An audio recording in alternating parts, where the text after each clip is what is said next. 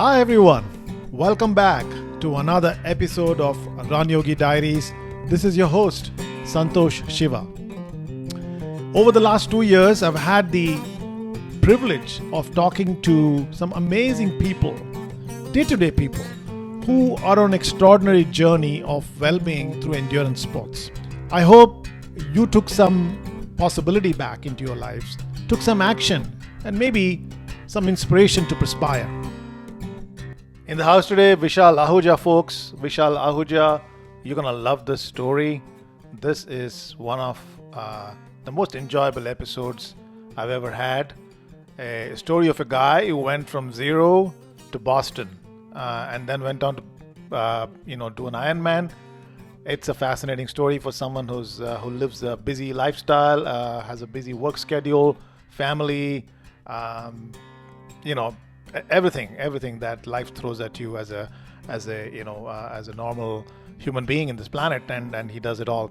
So we get behind the scenes, and just as a friendly reminder, if you're new to this channel, please do remember to subscribe to the YouTube channel.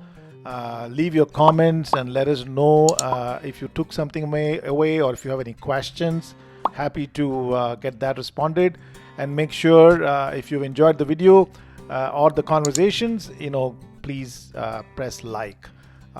It makes a big difference in terms of the content reaching a larger audience. Let's dig in.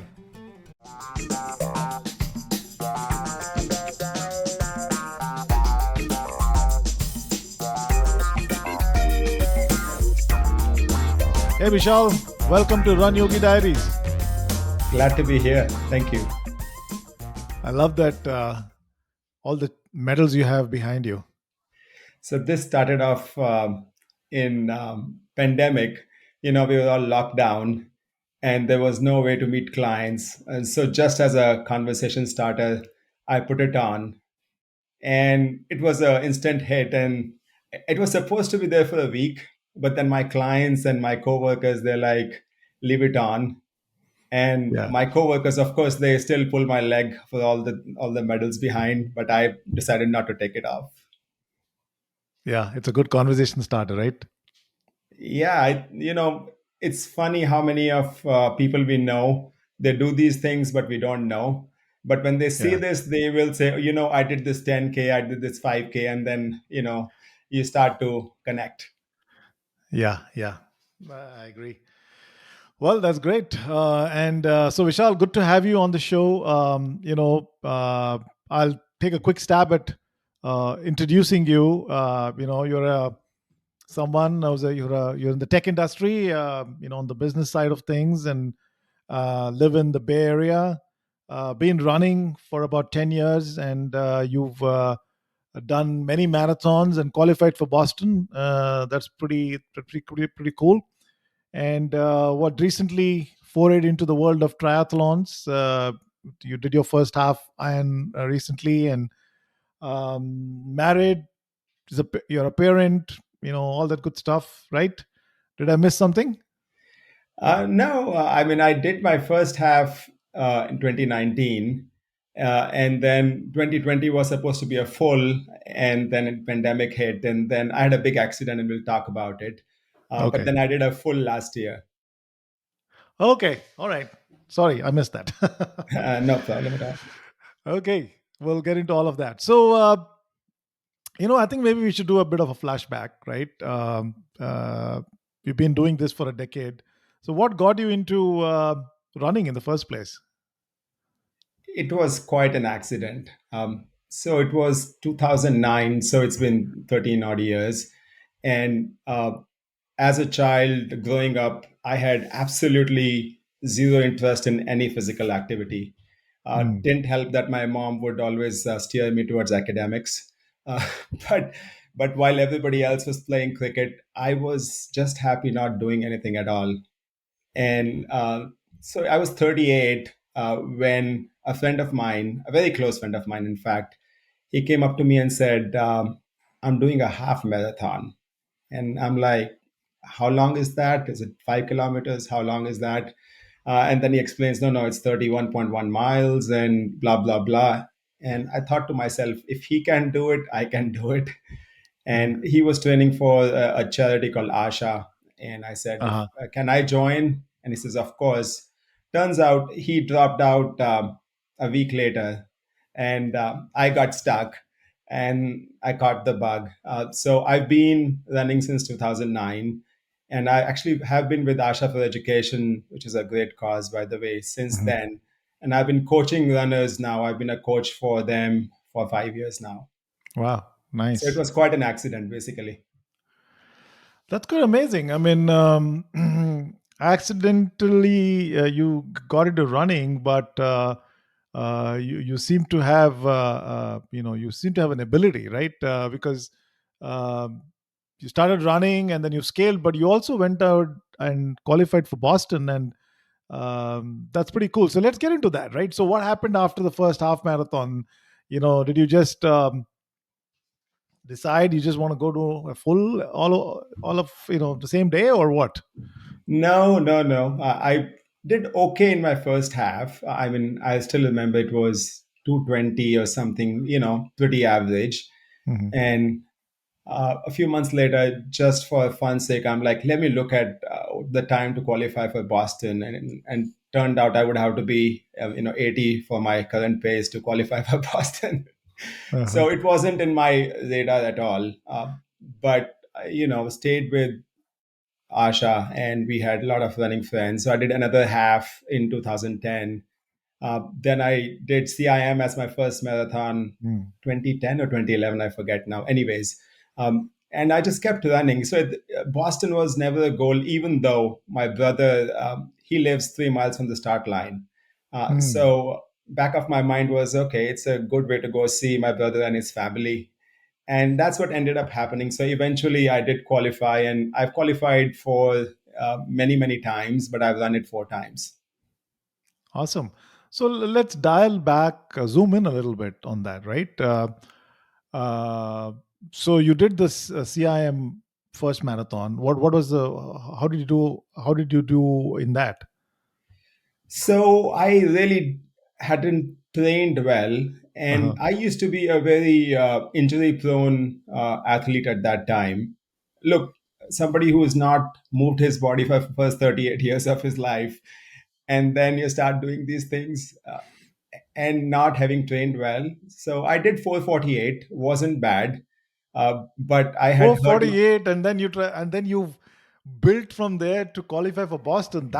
Let's zoom in then. So what did you do? How did you architect your journey from this 448 onwards? Like, how did you determine what should be the next goal? And then did that just kind of evolve naturally, or you said, hey, I want to qualify for Boston, then work backwards? How did you do it? I did not work towards Boston at all. It just kept on getting better. Hmm. What helped was that as I got more consistent, and as it became part of my life, I saw really good gains. So from 448, if I remember correctly, uh, Oakland Marathon was 350 something, and One then hour. Wow. You yeah, yeah, shaved an yeah, hour in just two marathons. yeah, yeah, yeah. Wow. And even better, my first Chicago was 2012. I was at 320, and Wow. qualification for my that age was 315. So the gains came pretty early on, pretty easy. And it's the early years where you can get the gains, and then law of diminishing returns catches up with you. Uh, Yeah. but but I changed training after that. So I went from what was rather a 4-day week low mileage plan to a high mileage plan. There's a method called Hansen method, and I'm like, let me try it. I tried it, and it is 6 days of running, goes up to 60-65 miles a week. So it is pretty intense, and it is pretty structured in the sense that you have to do a tempo run, you have to do a strength run, you have to do speed sessions, and then you have to do easy runs. And what I learned doing that method was that you have to maintain intensity. So you cannot run Hmm. easy runs hard, and you cannot run hard runs easy. Hmm. Because look, most people, when they train, they go at the same pace, and that's when they Mm-hmm. plateau, right? Mm-hmm. And I've been coaching for 5 years now, so when I work with my runners, the only thing, or one of the most important things that I coach is the intensity, right? Mm-hmm. You have to have the easy run easy to let your body recover. So Mm-hmm. your heart rate has to stay in Z2, not Z3, for example. Mm-hmm. You have to be able to chat with the person next to you in an easy run. Mm-hmm. And on the other side, if I see my runners chatting with each other on the tracks, I really go after them. I mean, you have to be able to maintain the intensity.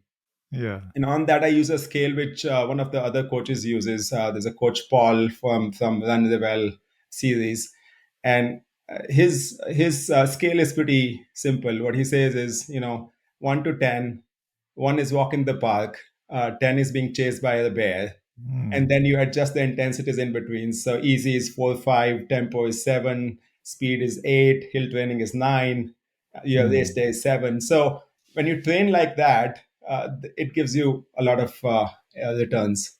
Right, right. So, so you did. So let's get back again, right? Coming back to your own journey, from 448, you went to 350. That's significant gains, and then you went to 350, 321. You 320, said, 320 in Chicago, yeah. and look, I think those kind of gains don't come to everyone. So obviously, you're also gifted. So there's something about your biomechanics that works because.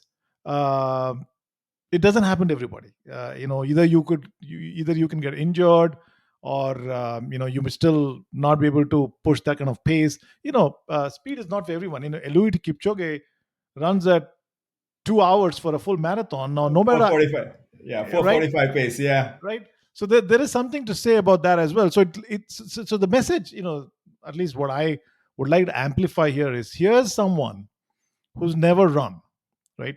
Never run in his life. At age 38, you wake up one day and say, and I don't know what reasons you had to start doing that. You need to tell us about that. Was it midlife crisis? I know what it was, but you need to tell us about that. But starts running, and then look at your progress, which means that you had an inherent ability to run. And a lot of people who are listening to this probably are on the borderline thinking, oh, I did a 230, 245 half. I don't think I can do it. But here you are, right?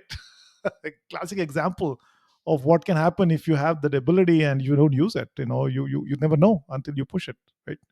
Yeah, I mean, so there was no inherent reason. I seriously share with you that it was just that if my friend can do it, I can Yeah, do yeah. it. Just curiosity. And Okay. and after that, discipline works for me. One thing I Mm. do really well in my life is discipline. So you give Mm-hmm. me a plan, I will execute it. And Mm. so what has really worked for me is that take a plan, go through the plan Yeah. and see whether it works for you or not. So Yeah. that has been my mantra, at least to get better. Yeah. Makes sense. And so you did 321 in Oakland, and in Chicago or Oakland? Chicago was 350 something. Sorry, yeah, Oakland was 350 something. Chicago was 320. 320. So Yeah. you're on the throes of BQ, right? And then you switch to a different method, the Hansen method. And then what happened? Did you just go out and do the next marathon and qualify for BQ, or what happened? No, no, there's never a straight line in life for anything. My next one was Long Beach, and still remember, actually, Long Beach, I went back to 350 something, and I was Hmm. pretty heartbroken, very disappointed, but I kept working at it. And then I'm skipping a few marathons in between, so I'm not Yeah, mentioning yeah. all of them. I did Mountains to Beach. It's Mhm. an interesting marathon. It starts at 1,000 feet above the sea level, and pretty much you lose only 1,000 feet, but it's mostly downhill for the first Where is 21 this? miles. Where is This this? is this is Southern California. Oh, nice. Mm. So closest town is Ventura, and basically you start on a hill in Ojai. The town's called Ojai. Mhm. It's basically where they grow oranges and all, and then It's a very nice trail that goes down till mile 21 and then it flattens out and then finishes on the beach. So it's mountain to beach. Hmm. So that one I did 309. My qualification was still 315. So I had pretty much a lot of buffer, in fact. So I knew that Hmm. I'd qualified. Hmm. And what year was that? Forget. I seriously forget. Must have been 2015 or 2016. 16. And which year did you do the Boston? So let me see. I think must have been 2017. The following year. Yeah, yeah, yeah. Okay. Okay. So I've done 4 times since then. I did it this year. They last year was COVID year. Did not do Yeah. 2020. Did not do 2021. So must have been 17, 19, 22, and one more. So I've done 4 times. Awesome. And you've been sticking to the Hansen method pretty much, or have you tweaked that, changed anything? So I do Hansen method when I'm in my runner mode, right? So I have to toggle between a triathlete mode and a toggle between a runner mode. So when I'm running only, I still prefer that method. But Hmm. when I'm a triathlete, then I just don't have time to run so much. Yeah, yeah, yeah. We'll come to the triathlon, but triathlon has been a more recent development in your life, so we'll come to that. I wanted to I wanted to get everything out from you on the running side before we switch to the triathlon. So in terms of injuries, after you started pushing your volumes and intensity, was your body able to cope with it? There was no issues. Yeah. So since 2009 till, in fact, this year was the first year in 13 years that I injured myself running. I did not Hmm. injure in between at all, even once. Hmm. So that was pretty remarkable, given the fact that I am so inflexible. My dear wife makes fun of my inflexibility. Uh, my kids are both athletes, by the way, and my son Okay. is exactly like me. So it's amazing that he's played soccer for 15 years and not got injured, which is pretty Hmm. amazing. But I think it's genetic that we are pretty inflexible, but still haven't got injured. Yeah, I mean, I think the runners tend to be typically stiff, right? When I was reading an article the other day, I think it was Paula Radcliffe, something about Paula Radcliffe. They had to get her to be stiffer to get her to run faster because flexibility is not necessarily your friend as a runner, is what I read sometimes. So I think there's there's an in between for runners as regards to I guess flexibility. But what's interesting in your case is um, you've not gotten injured given the kind of volumes you push. So is there anything else you were doing right to make sure that you were not falling prey to injuries? I actually have come to believe that volume matters and intensity matters, right? So when people they just go and do long run on Saturdays, and I know a lot of people who do. That's when they get injured. When you Hmm. try to build a building without a foundation, that's when you get injured. So when you Hmm. do your weekday runs, you are building that foundation, especially the easy runs. So Right. if you can keep your easy runs easy, your body will thank you for that, and then the chances that you get injured will be less. Second thing is as with experience, hopefully comes wisdom, Hmm. and you're able to figure out whether I'm sore or whether I'm about to get injured, right? And so Yeah. you need to figure out whether I should push, whether I should dig in, or whether I should say not today. Yeah. Yeah. And I Makes can't say sense. that I've figured it out yet, because I mean, New York Marathon this past weekend, I thought I was foolish, stupid. I have a lot of words for myself, and we'll talk about that. Yeah, we should talk about the New York. But before that, I want to hear your experience about Boston. I mean, you qualified for Boston, and how was it running the Boston for the first time? So Boston always is a lot of pressure, right? Hmm. Because it's Boston. It is you cannot do lottery, for example. You have to qualify. Yeah. S- and then my brother's family is there to cheer me, which is awesome. But then it is also added pressure. I know that. So Yeah. all my four Bostons have been suboptimal, I would say. Uh, Okay. the first one I was extremely hot. I mean, I always did, by the way, okay. I think first one was 320s, 330s. I don't remember anymore, right? Mhm. Uh, the second one was the most interesting because it was crazy weather. It was feels like temp was 28. Mm. The wind gusts, headwinds were 20 to 40 miles an hour, and it was pouring the whole time. So that was one marathon where you needed all the grit you had because you saw Mm. people, especially before the Heartbreak Hill, like 800 people. They said, "Not today." They just walked off because Really? Wow. it was so cold. Your shoes were filled with water. Your digits were like feeling like falling off, Mm. and you had trouble maintaining your core temperature. So that was quite a race. My third Boston was okay.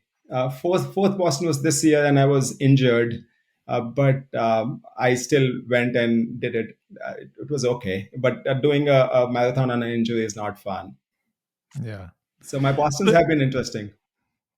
you talked about grit in your second marathon, which was a tough one. So, what do you do for grit? What's your mantra? It comes back to I should go back to the comment I made before, right? So first thing you have to figure out is it time to dig in, or Mm. is it that you are in a position or the conditions are such that you're going to injure yourself or worse, Mm. right? So assuming you have that wisdom, and you decide that yes, it's time to dig in, then it's all mental from that point on. How do you do it? Like, for example, on the day of the Boston Marathon, you're not sitting and intellectually thinking about this. You're in the middle of the battle. It's cold. You and So, how do you dig that? What do you do to dig? So you look at metrics. That is one, right? Mm. I can look at my watch, and I, by the way, I use a heart rate strap because I don't trust the one on the wrist. Okay. And looking at my heart rate, I know exactly where I am and where I'm supposed to be. And then Mm. second, of course, with experience, you figure out how your body is and what is a sweet spot. Mm. So sometimes conditions are much worse, or sometimes their body is just not there, right? Mm. And then you break it down into smaller pieces, and you say, okay, instead of looking at 26.2 miles, Mm. how about I look at the next 1 mile? Mm. And you may have to switch your plans. And I'm not a run walk kind of guy. I just like to Mm. run the entire time. And there comes a time when you say, no, we have to change plans. Let's do Mm. run walk, and let's try 9 minute to 1 minute. And if that's not Right. working, then I've gone from 9-1 to 40-second 20-second also. So I'm gonna run 40 seconds, and then I'm gonna walk 20 seconds. So Yeah. I think you look at the metrics, you look at how you feel, and then you break it down to you know, Mm. smaller Mm. bites, and then you plan for the next one bite and not the whole thing. Right. So it's almost like for you, grit is very method based. It's very almost like a project manager speaking, right? It's like looking at data and saying breaking it up. Uh, that's interesting because some grit is pure emotion, right? Just push through it, like a warrior, like just push through it. But yours is more calculated. Okay, look at my heart rate. Just be logical about it, like Spock. Yeah, so one of my fellow triathletes, I heard him say, and it resonates with me, is that you have to look at the numbers, but then you have to promise yourself that you'll never put yourself in a position that you'd injure yourself or worse, Mm, right? mm. So because in all these ultra sports, you can let your ego come in and say, no, I'm gonna finish it, Yeah, and I don't like a DNF. By the way, I've never had a DNF, but that's where your humility should kick yeah, in, and be able to say not today, yeah, yeah. right? Makes sense. So you have to have that wisdom saying that, okay, I'm not fully feeling good. Should I need to push, or this is the one where I need to be patient, so I need to dig in, Yeah. or I need to change plans. Yeah. Makes sense. And what about nutrition for you? Did you do something different once you started getting on this high intensity trainings and Boston's and all that? It's a very contrarian answer, actually. I went vegetarian. Oh, okay. what uh, what drove you to do that? I felt for a long time that Hmm. being a vegetarian, it's good for your body, it's good for the planet. Hmm, hmm, hmm. And my wife is a vegetarian, so it's just easier. And in all these years now, being a vegetarian has as I've never felt that I've not had enough protein, for example. Hmm, hmm. You just have to be careful what you put in your body. Over the years, I've also done is a little bit of intermittent fasting, not much. So my wife and I, we cheat on Saturday, Sundays, Hmm. but otherwise we eat between 8:30 and 6. So, Okay. so that helps me maintain my calorie intake. Hmm, Because look, if you let me be, I will eat so much that I would gain weight a lot. hmm, And hmm. so I've always had that relationship with food. I mean, I love to eat food, but then too much of it can is not good for me. Yeah, yeah. So other than being vegetarian, anything else that you tweaked in your food? No, just that. Just be careful of what you put in your body, right? So I Hmm, hmm, try not to eat fried food. Yeah, when hmm. it's the Diwali season, I eat some sweets, but and I love chocolate, so I eat dark chocolate. But try to uh, manage the sugar intake. So one thing, like they say, right? So if you're eating processed food, one try not to eat processed food. But if you eat processed food, look at added sugar versus protein. So if protein is higher than added sugar, it's probably okay. Okay. It's pretty interesting when you're on the road, and for me, I'm always on the road. And when you're traveling, it becomes harder to manage. Yeah. But I just try to just eat clean. And how do you manage when you're traveling with training commitments? So things have become easier last few years because now Hmm. I can DoorDash the right food for me Yeah, before yeah. I arrive. Otherwise, if I go back, let's say 3 4 years, you go to East Coast, there's nothing because I don't want to eat at 10 in the night, and then Hmm. I would just skip the meal. Hmm, hmm. Now, of course, with intermittent fasting, I shouldn't eat, but then sometimes I will order a healthy meal waiting for me when I get to New York, for example. Yeah, that's nice.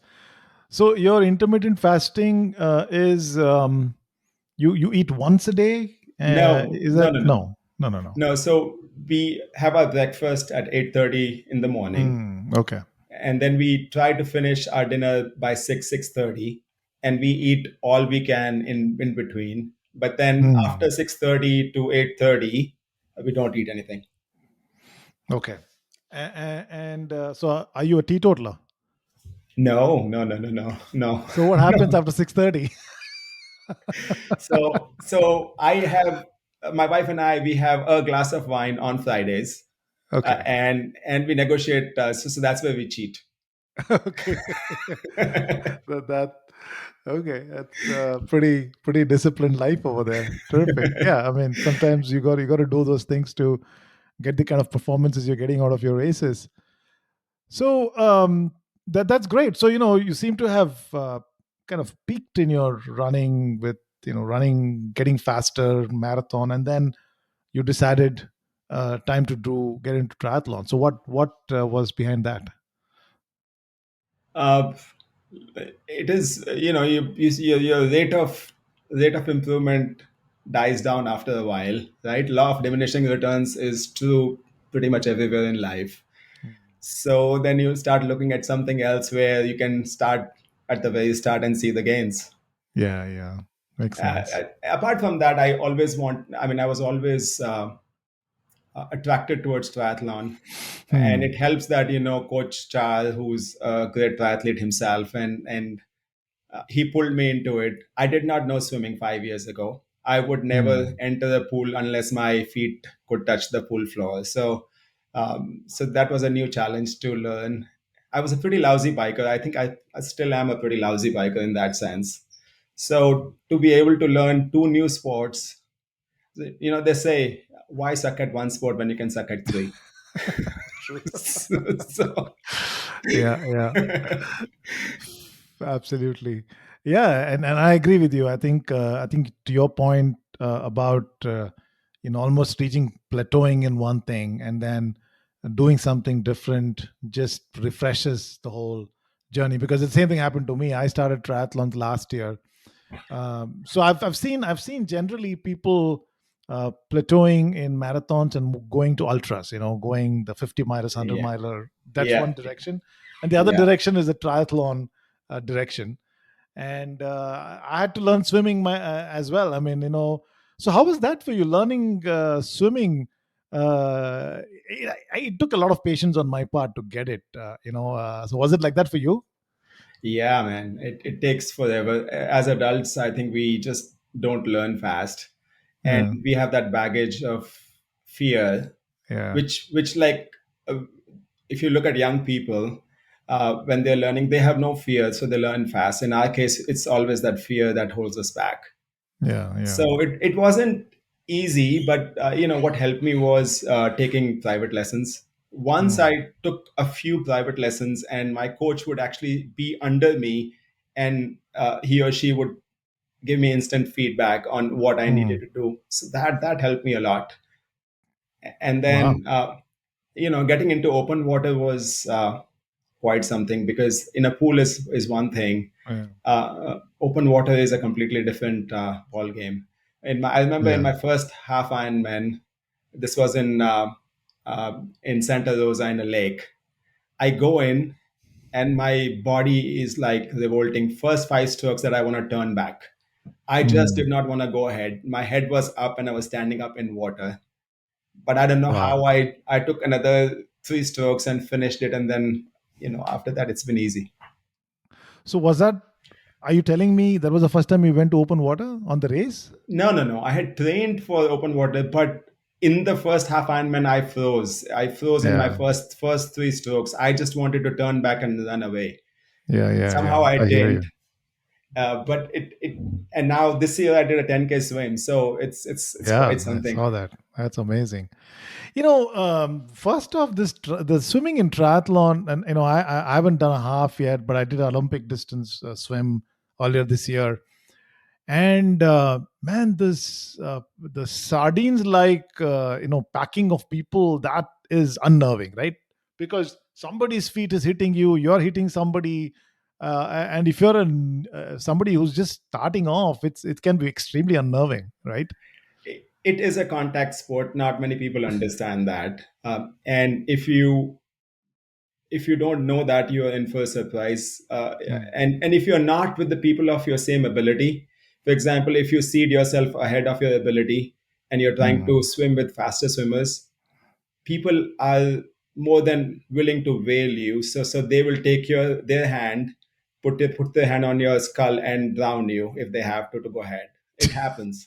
Right? So so you have to learn to be with people of your ability, and then at least for the first couple, I would say stay on the outside so that you can, yeah, you'll have to swim a little longer, but that's fine. Mm. Yeah.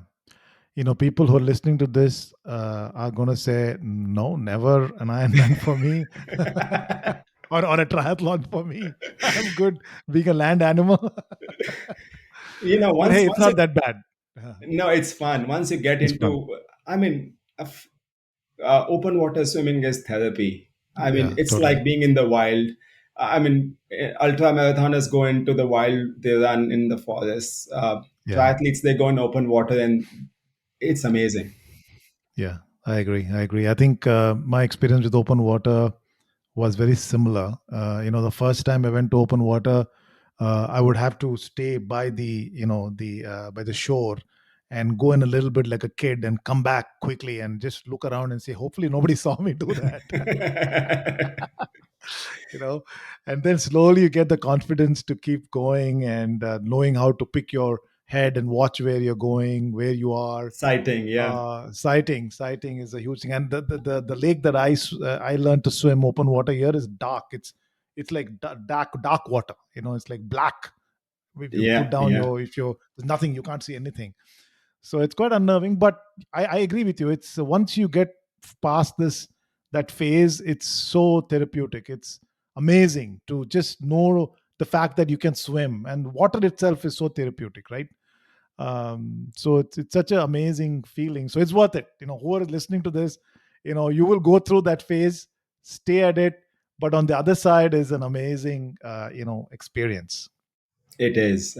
I mean, I can say with confidence, this 10K that I did, 10K swim, it's Yeah. quite something. It is so much fun. 10K, that's quite a bit. And you guys do a lot of long swims in the Bay Area, right? And that's quite a community you have over there. Yeah, and you know, we have a good bunch of people, a very strong community, and Yeah. people show up, to be each other's buddies. Because look, open water, you cannot swim alone. You should never swim Yeah. alone. Yeah. So it's funny how when I was training for my Ironman and this year for 10K swim, we would swim 6 a.m. start in San Francisco, which by the way is an hour's drive for me. But it's just a message in a WhatsApp group, and people would say yay or nay, and there you are. Yeah. And then Yeah. you look out for each other when you're in the water. It's amazing. Yeah. Yeah. And I know Coach Char is doing an amazing job there, right? And He's a uh, legend. he's a legend. Coach Yeah. Char, you listening to this? You're a legend. You got to be on the show. He won't be on the show. I asked him a couple of times. He's Why like, not? I will call you got to him. talk to him about it. I will. We need I to will. have him talk about his journey, right? Yeah, but he's doing an amazing job. And especially for us South Asians, um, we haven't. I'm generalizing here. I mean, there are exceptions, of course, but I would say 8 out of 10 people you meet, South Asians in their 40s, have not had an opportunity to learn to swim. You know, Yeah. and water is. You go to these cruises and you go to these. Even when you're having vacation time and you're looking at others enjoying running, swimming in the beach or swimming in the ocean, and you're like, gosh, I wish I could do that. The most and, unnerving time I had was when my kids would be in the ocean and they would just swim away, and I'm like, what am I supposed to do here? exactly, exactly. Terrific. So let's talk about your Ironman, first Ironman, and this was which one? You did it last year, right? Your first Yeah. Ironman. Which one was Yes. that? Arizona. I should tell you the story how it all unfolded. So I was training in 2020, of course, and it was a COVID year. So you talked to Gauri, right? So I was Yeah. her training buddy, Okay. and August of that year, going downhill, I went overboard, broke 8 bones. I had Oh, punctured my lung, and it was ugly. Um, ouch. Hmm. but I came back pretty fast. With all those injuries and a 250,000 hospital bill later, I was running my first 5K in fifth week with a sling in my arm in a sling. Yeah. So it was pretty cool. That's an Um, emotion. That's an emotional grit. That's not your project management grit. Looking at heart rate and all. You just did it because you felt it. oh yeah. Because look, so this was August 30th, I think it was. I got injured. And Mm. then my best marathon in my life was the following February in Mount Lemmon in Tucson, Wow. 301. 301. Whoa, whoa. It was what 4 months after a very significant injury. So yeah, that was pretty. What Um, what did they put in the medicine? I had a pretty aggressive surgeon who was as aggressive as I can be. So I would say, Mm. "Hey, I want to do this," and he's like, "Yeah, if you feel like doing it, do it." Yeah, here's an injection. Boom, boom. You got faster. So that was last year, right? So last year I did Mount Lemon 301, and then Mm. I spent the whole year training for Ironman. And I was Okay. supposed to do the first California and California, and we were all there, and there was this atmospheric river and blah blah Mm. blah bomb cyclone. So they Yeah. canceled it last minute, Yeah. Yeah. right? I heard And about that. it's crazy stuff. So then they said we'll give you some spots, and Mm. they opened up some spots 2 days later, and I didn't get in because there were only Mm. few, 4 or 5 spots. My Mm. training buddy, he got in, but I didn't. So I actually wrote to the CEO of Ironman saying that, look, I had a significant injury. This is my comeback race. You ought to give me a spot. And they were gracious. They were gracious. They actually wrote back and they said, okay, fine. And they gave me Arizona. So that's how I ended up See, doing Arizona last year. you're an enterprise sales guy, right? I run See a that that business. that I don't think unless you're an enterprise sales guy, you would reach out to the CEO of something to say, "Give me a spot." Yeah, there was no downside to it. I mean, Yeah. it's funny how people stay away from reaching out to the CXOs uh, Mm. when I think they are the loneliest people, if you ask me, right? So you have to Mm. ask. Interesting. Yeah, that's a great perspective. Yeah, I agree. Agree. I mean, that's a very human perspective Yeah. of. Yeah, I agree with you. I mean, that's probably an entire podcast we can have just on that topic.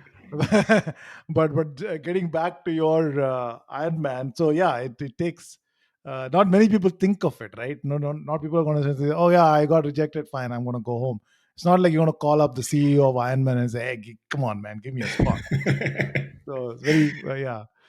So how did that go? So this was again, which one did you get into? Arizona, Phoenix, Arizona. Okay. Yeah. Tempe. So Yeah. Tempe. Yeah.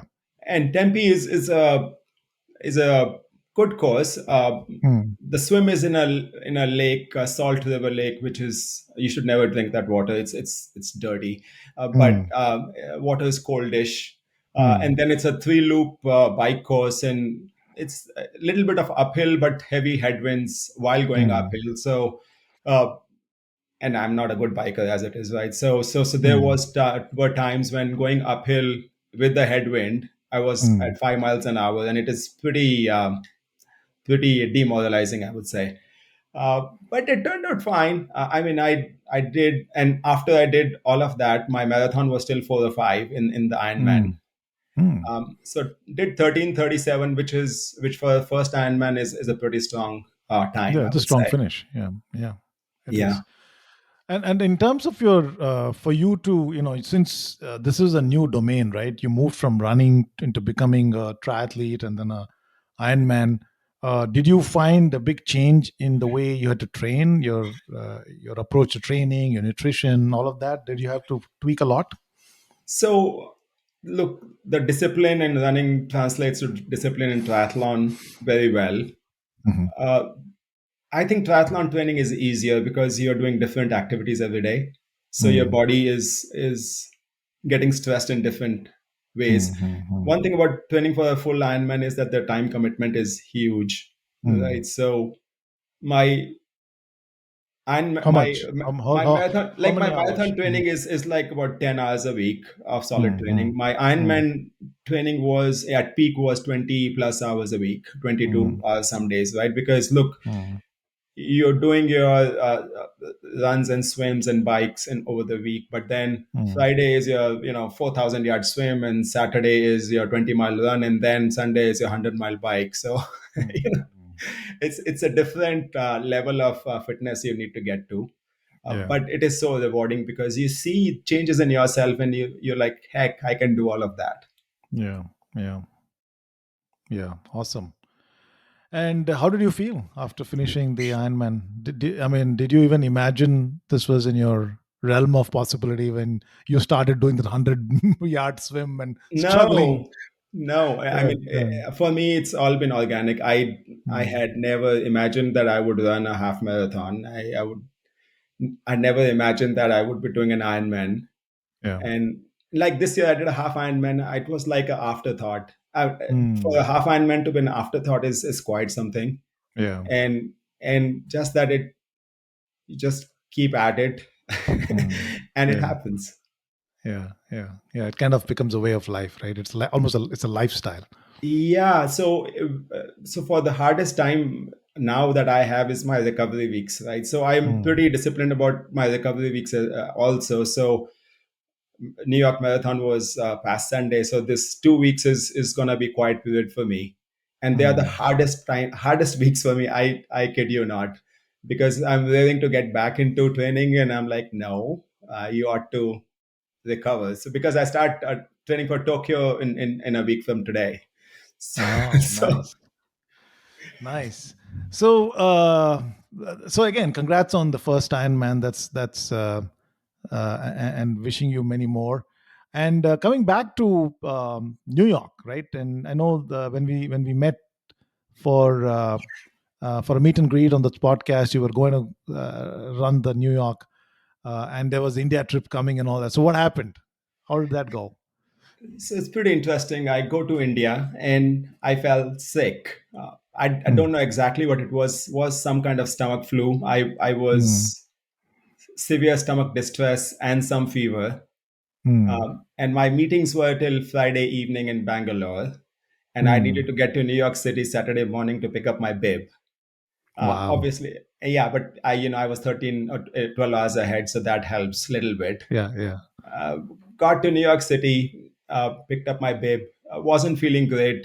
My metrics were all over the place. My heart rate variability was way lower than where it needed to be. Heart rate was way higher than where it needed to be. Of course. My all my Wait different a minute. scores, and my variable was like, what the heck? What are you doing? Rest, right?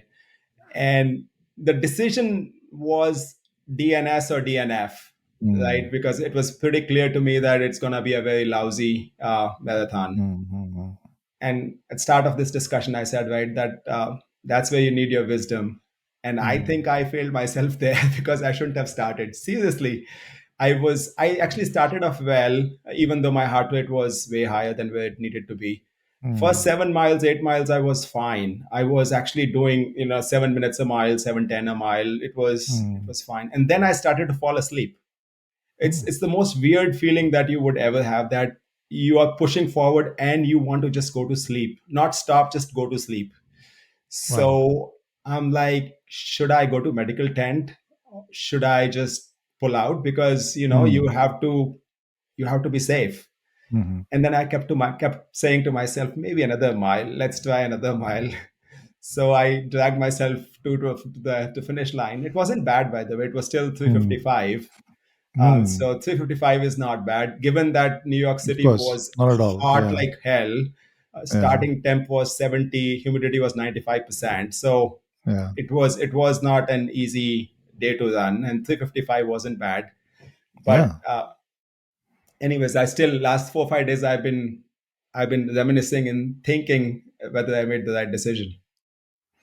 Yeah, I hear you, and I'm like when I'm hearing you talk about you're in Bangalore on Friday and you're picking up a race packer on Saturday. That itself is quite disturbing to your mind because you're like getting into a flight, and I guess you took a one hop flight from Bangalore to New York, right? No, I got to No. Delhi and then from Delhi to New York Oh, City, okay. and That doesn't sound even.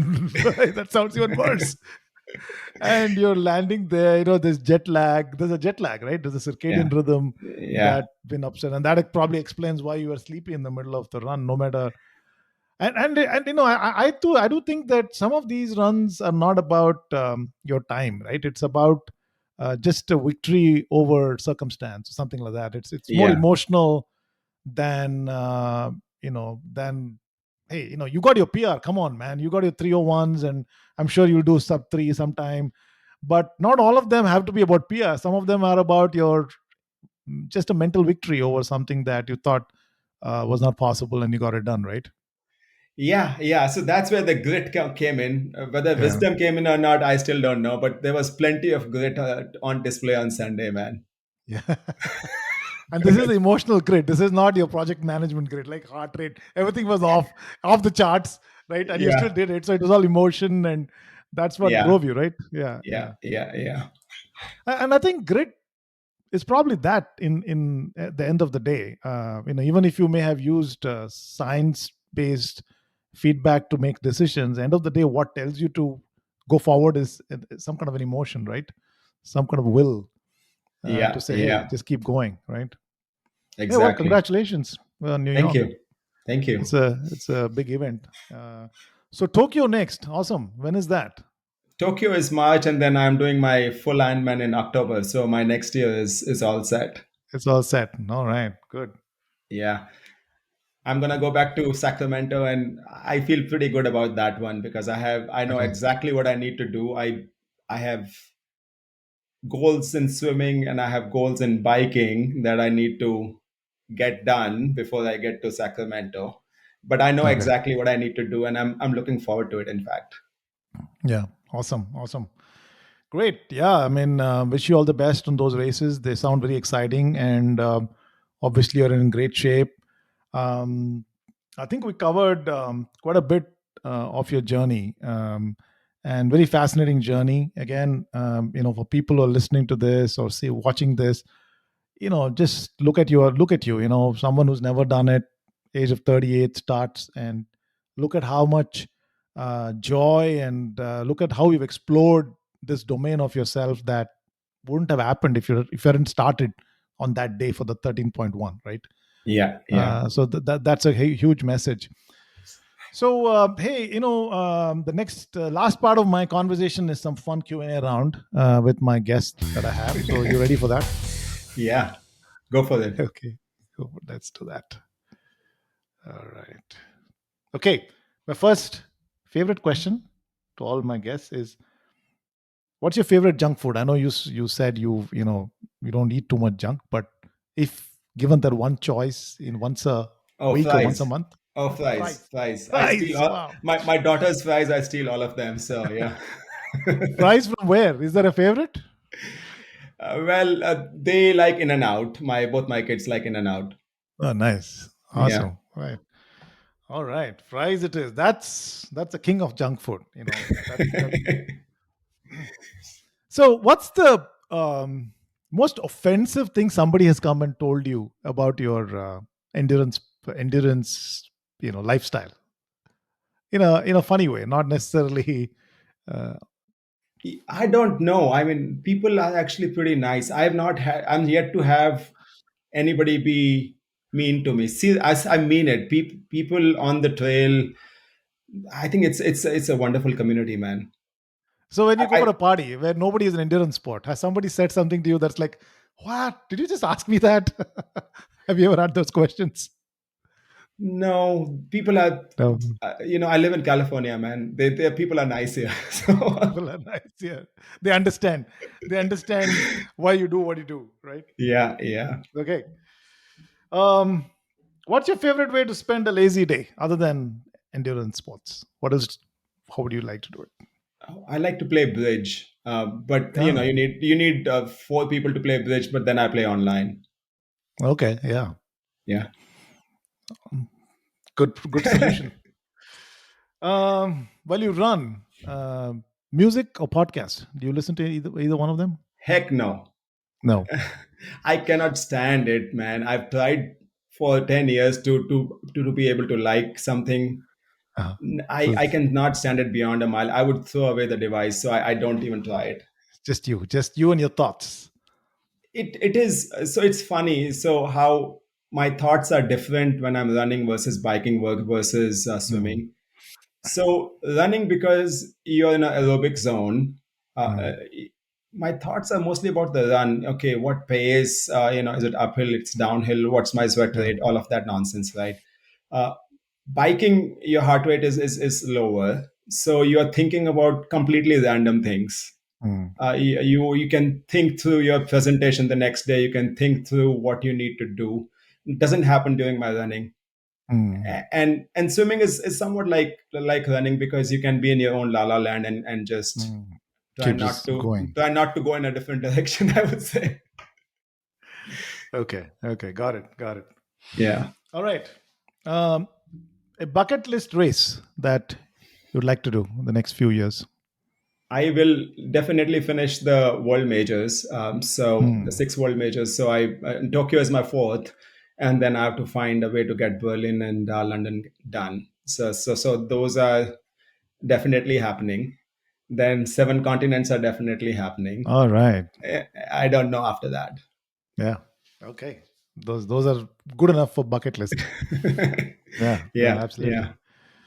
And my last question is, if you made a movie of your life, what genre would you put it in, and who would you hire to play your character? Oh wow, it'll be a comedy for sure. Really? Okay. I can be pretty goofy, by the way. You haven't seen that Uh, side of me. okay. Okay. um, We believe you. yeah, who would play me? Govinda. Govinda. Wow. Well, that. Well, he has the same last name as me, so it makes sense. Oh, really? I didn't know he had a Ahuja in his last name. Yeah, Okay. yeah, yeah, yeah. Okay. Yeah. Okay. Govinda जी देखिए आपका inbox एक script आ गया है देखेंगे producer देखेंगे. Producer ढूंढ रहे हैं हम we just have to get the producer but we Absolutely. got the actor and we got the script. Terrific. Awesome. So hey Vishal, that was a great conversation. Enjoyed it. Learned a few things in the process. Obviously, very inspiring story, and I really wish people who listen to this can take that away, that you never know until you get to the start line what you're capable of doing. So it's a great, yours is an example of that, right? You're thriving in it, and you're doing a great job. So we're kind of wrapping up. I'll give you the last word. Any final message you want to give to our audience and listeners? Yeah, I want to thank you, man. What you do for the running community, spreading this message is amazing. So thank you. Keep doing it. Thank you, Vishal. All right, I'll let you go and enjoy the rest of the evening, and we'll stay in touch. Sure, man. Bye. Enjoy your weekend. Bye. Yeah, bye.